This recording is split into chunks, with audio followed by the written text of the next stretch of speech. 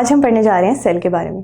Cell is the structural and functional unit of living organisms. और इसके बारे में और मजीद पढ़ने से पहले हम देखते हैं कि सेल के बारे में हमें पता कैसे चला। 1665 में रॉबर्ट हुक ने सेल की डिस्कवरी की। उन्होंने कॉर्क के थिन स्लाइसेस काटे और उसको कंपाउंड माइक्रोस्कोप के नीचे ऑब्जर्व किया, जो कि उन्होंने खुद बनाया था। और सेल के बारे में जितनी भी उनकी फाइंडिंग्स थी उनको उन्होंने माइक्रोग्राफिया के नाम से एक मैगजीन में जारी किया। What did he find out? He described cell as empty spaces bounded by thick walls. जिसका मतलब ये है कि उन्होंने कहा कि एक खाली जगह है जिसकी साइड पे सिर्फ थिक वॉल्स हैं।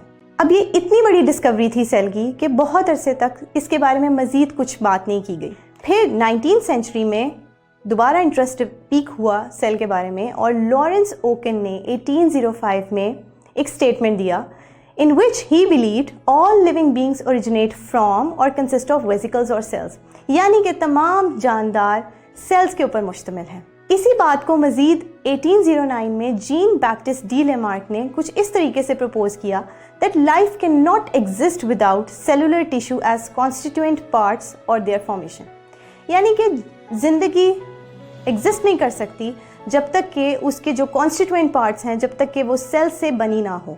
इसके बाद एक बहुत ही मेजर ब्रेक थ्रू हुआ 1831 में। रॉबर्ट ब्राउन ने ही came up with the discovery of nucleus. इस डिस्कवरी ने रॉबर्ट हुक की जो प्रीवियस डिस्कवरी थी इन 1665 उसको चैलेंज किया, because he stated that cell is an empty space, but Robert Brown said cell is not an empty space, it has a central nucleus. Then in 1838 German botanist Schleiden and in 1839 German zoologist Theodor Schwann, they came up with the cell theory. The cell theory states that cell has three basic components: nucleus, cytoplasm, cytoplasm क्या है? वो fluid जिसके अंदर nucleus है, and plasma membrane, which is the outer thin covering of cell. Cell wall is also an additional structure which is found only in plants. इस cell theory के नतीजे में ये पता चला कि cells are not just present in plants but also in animals.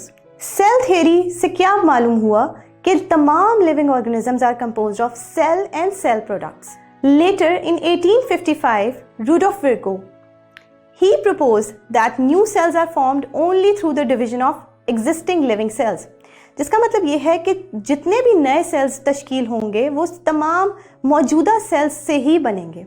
इसको उन्होंने इस तरीके से स्टेट किया, omnis cellula e cellula, which means cells arise from pre-existing cells। अब ये जो स्टेटमेंट थी इसने जो प्रिवेलिंग कॉन्सेप्ट था ए बायोजेनेसिस का उसको कॉन्ट्रडिक्ट किया। ए बायोजेनेसिस की वजह से ये जाना जाता था कि living cells can originate from non living matter. Rudolf Virchow की इस स्टेटमेंट को 1862 में लुइस पास्चर ने एक्सपेरिमेंट्स के साथ कंक्लूड किया। Louis Pasteur demonstrated that microorganisms such as bacteria could only originate from pre-existing bacteria, and he provided experimental proofs for it. अगर आप ये लेक्चर कंप्लीट देखना चाहते हैं और बेशुमार MCQs और उनके एक्सप्लेनेशन चाहते हैं तो कृपया अभी गूगल प्ले स्टोर पे जाइए और डाउनलोड कीजिए app Hippo e learning program और इससे खुद भी फायदा उठाइए और साथ साथ अपने फ्रेंड्स एंड क्लास फेलोज को भी रेकमेंड कीजिए। And don't forget to like this video and subscribe to our channel. धन्यवाद।